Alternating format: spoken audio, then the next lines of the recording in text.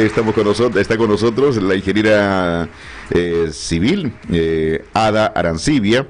Vamos a abordar un tema que también, sí, es muy importante, la situación hídrica de nuestro país. Ingeniera, ¿cómo está? Muy buenos días. ¿Qué tal? Buenos días con todos. Gracias por la invitación. ¿Cómo estamos con el agua en nuestro país? Bien, la situación del Perú como país respecto de los recursos hídricos es un reto, como lo ha definido el Grupo de Recursos Hídricos 2030. Es un organismo que ha sido formado por diferentes países para ver el tema del agua. ¿Cuál es el reto en el caso de nuestro país? Mire, el Perú tiene 4 aspectos que lo hacen único respecto de otros países en el mundo, ¿no? Primero es la localización de las personas que hacen uso de los recursos hídricos versus donde estos se localizan. ¿Qué queremos decir? ¿No? Nosotros tenemos gran cantidad de recursos hídricos, tenemos el Amazonas, tenemos ríos importantes, pero solamente tenemos la mayor cantidad de población asentada en la costa, y específicamente en Lima tenemos el 30% de la población viviendo aquí. La segunda ciudad que está asentada en un desierto, ¿no? Exacto, o sea, si tú le preguntas a alguien de dónde sale el agua, ¿cómo es que están los jardines tan verdes? Pero vivimos un desierto, menos de 9 milímetros por año de lluvia. Después del ¿no? Cairo.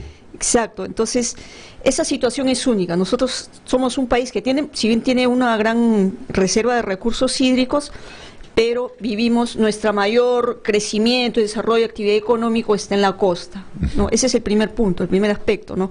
Mientras que teniendo más disponibilidad de recursos hídricos en la selva, no hay mucha población ni mucha actividad económica. Estas son las contradicciones que tenemos en nuestro país, ¿no? El otro tema es la vulnerabilidad que tenemos ante los efectos del cambio climático, ¿no? Entonces, nosotros como país, ¿cuál es el tema?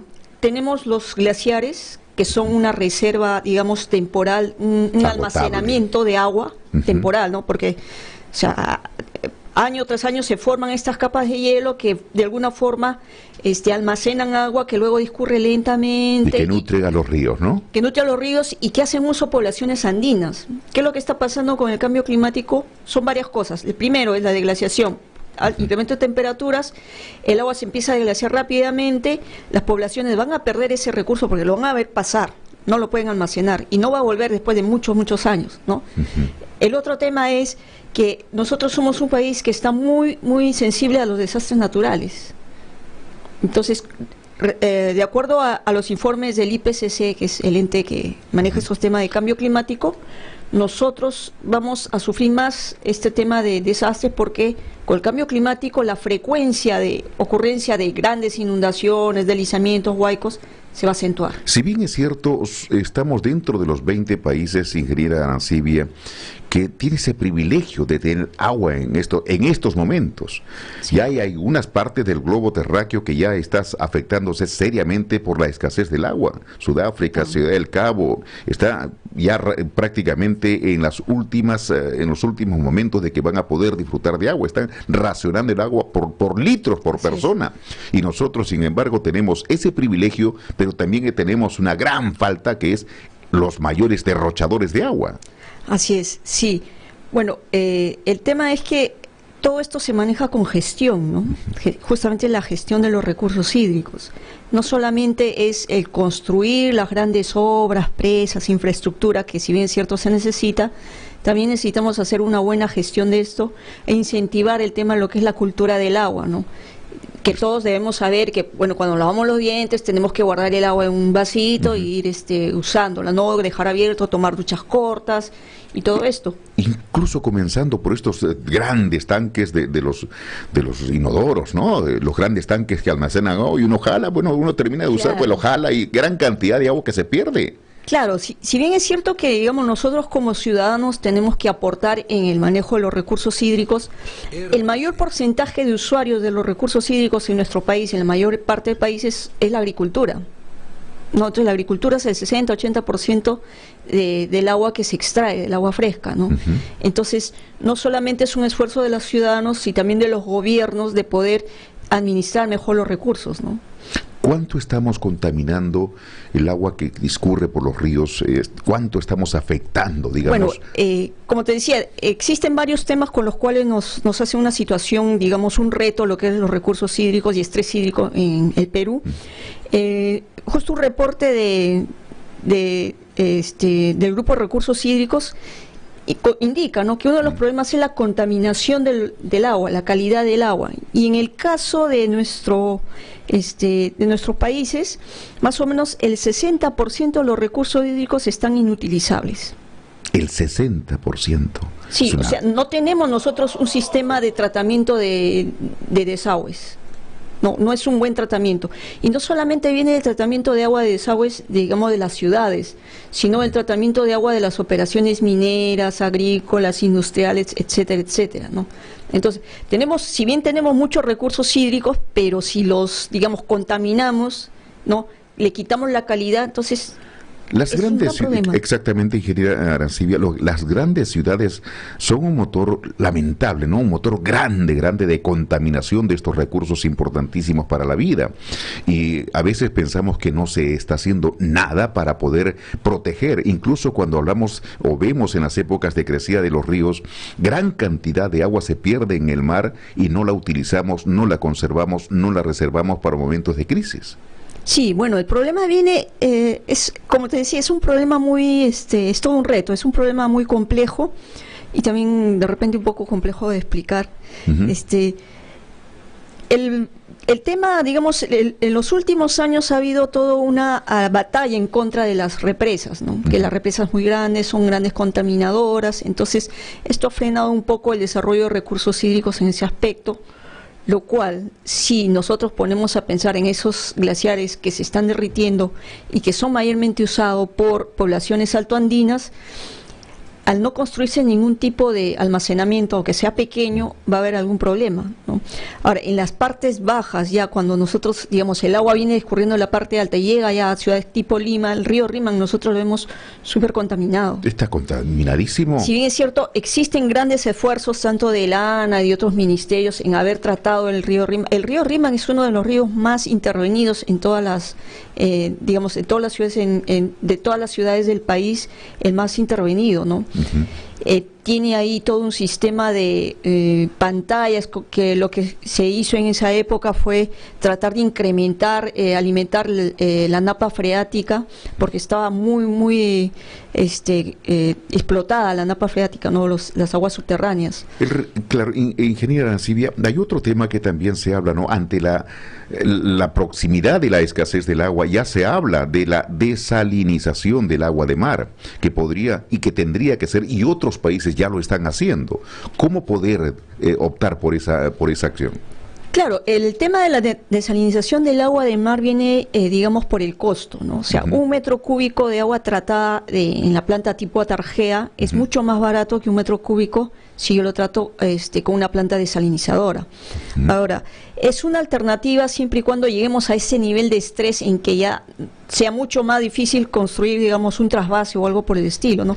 Y es más, Sedapal ya tiene dentro de sus planes un proyecto para construir plantas desalinizadoras para la parte de San Bartolo, para el sur. Ahora, en el Foro Mundial del Agua se ha abordado y se está viendo alternativas para proteger el agua a nivel mundial. En varias, como ya reiteramos, Ciudad del Cabo son uno de los casos lamentables más cercanos que tenemos. En el Foro Mundial, ¿cuáles son las propuestas? Bueno, el Foro Mundial se han abordado diferentes temas. Ha sido un evento muy grande, importante, con participación de muchos políticos.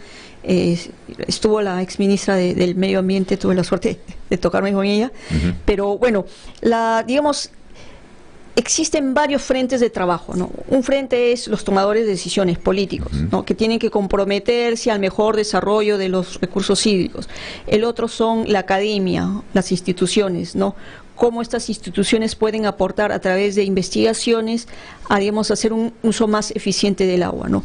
Y, digamos, este foro ha servido para ratificar el compromiso que tienen los países que firmaron el año 2015 sobre los objetivos para desarrollo sostenible, ¿no? Dentro de esos objetivos de desarrollo sostenible está uno que es el tema del agua y saneamiento para las ciudades, ¿no? que es, digamos, justamente es un informe que está aquí, ¿no? Que es sobre el desarrollo sostenible en las ciudades, ¿no? Donde y este documento fue presentado en este foro, digamos ahora en marzo, ¿no? Donde vemos información tan interesante y diferentes alternativas para poder hacer un mejor uso de estos recursos. Hace algunos meses un grupo de estudiantes de los últimos años de la universitarios presentaron una creación, un proyecto para atrapar el agua de las zonas altas de la neblina.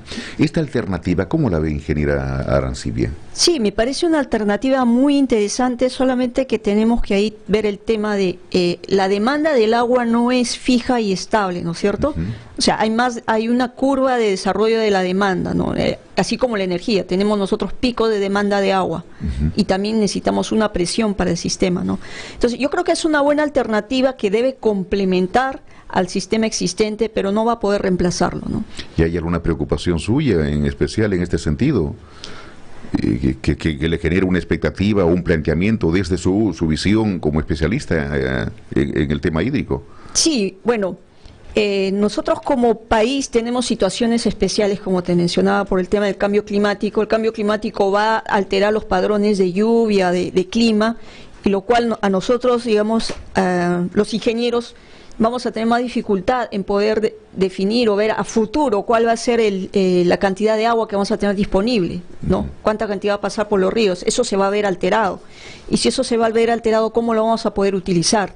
Y para eso necesitamos desarrollar tecnologías propias, ¿no? ¿Las tenemos? ¿Podemos aplicarlas? ¿Podemos generarlas? Podemos generarlas, pero falta inversión, ¿no? O sea, hay que hacer inversión en lo que es ciencia.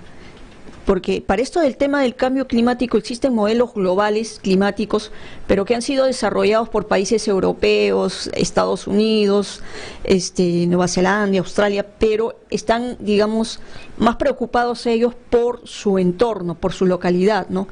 Y esos modelos globales no toman estas condiciones tan únicas y particulares de la costa peruana, por ejemplo, ¿no? ¿No serían aplicables?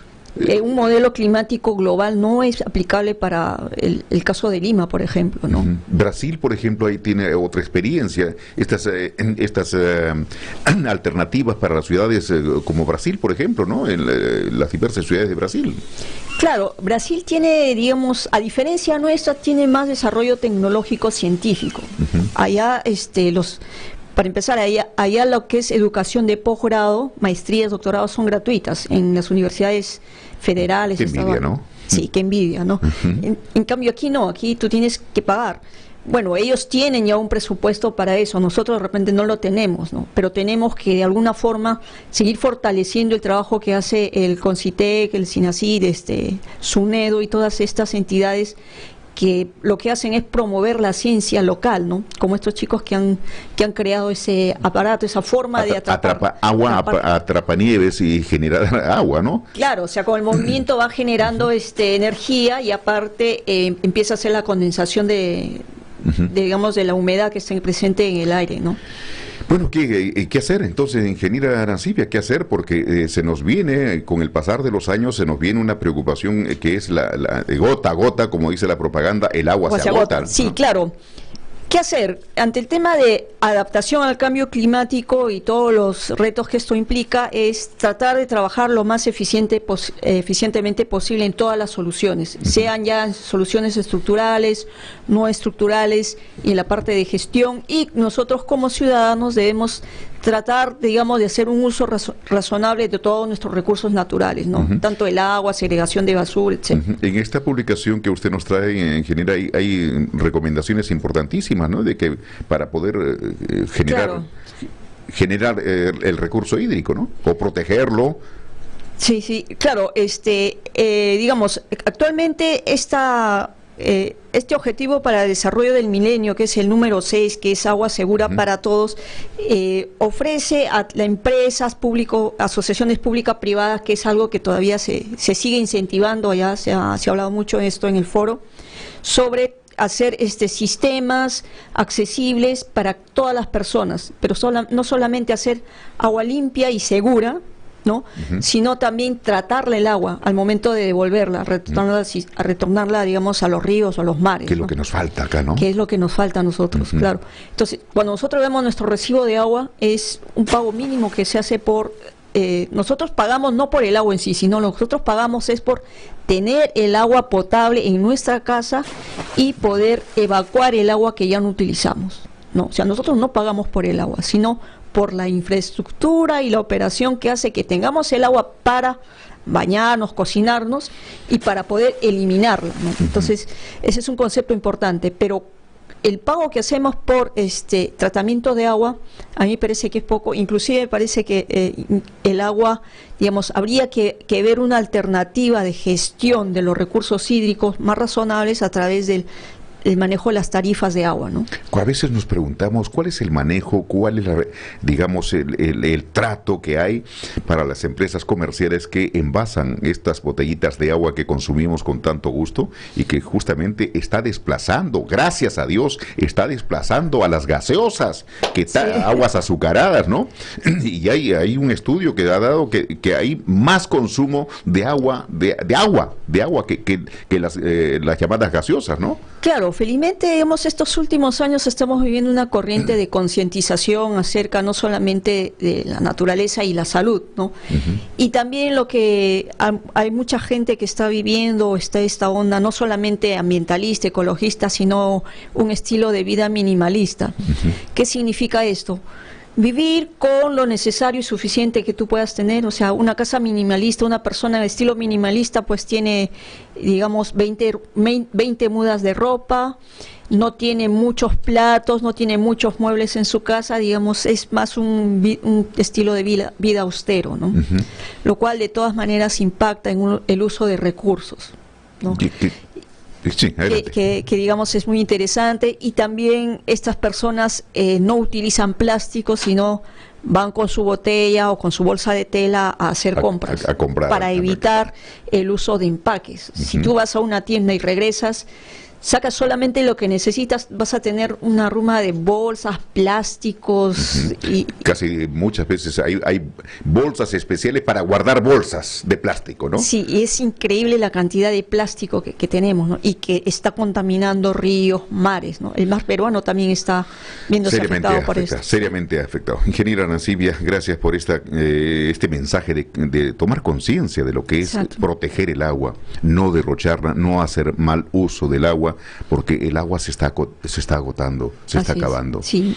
Y creo que hay que hacer un trabajo arduo desde el colegio, desde las instancias menores, que los niños, los adolescentes, los jóvenes, porque ya quizá nosotros, ¿no? Las generaciones perdidas, por decirlo así, pues simplemente ellos son los que tienen que tomar conciencia y proteger lo que nos queda de lo que la naturaleza, la sabia naturaleza nos está dando desde hace cientos o miles de años, ¿no? Así es, sí. Bueno, y un último mensaje para todos, ¿no? No solamente es hacer una acción local en casa o de repente con los vecinos, ¿no? Sino exigir a nuestras autoridades, ¿no? Exigir a quienes toman decisiones que tomen las decisiones adecuadas, ¿no? Existen lo que se llaman los presupuestos participativos que tienen las municipalidades, inclusive nuestras municipalidades aquí en Lima, ¿no? ¿Cuánto de nosotros sabemos que existen estos presupuestos participativos? ¿Hemos asistido a alguna de esas reuniones? Sin duda.